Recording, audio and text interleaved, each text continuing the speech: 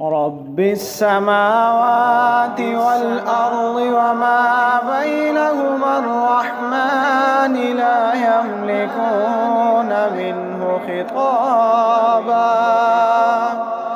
يوم يقوم الروح والملائكة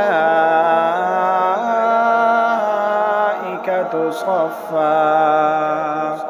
لا يتكلمون إلا من أذن له الرحمن وقال صوابا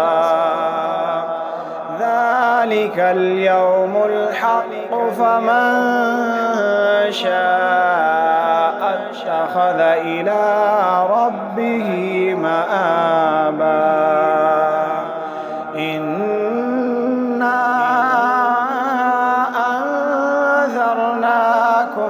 عذابا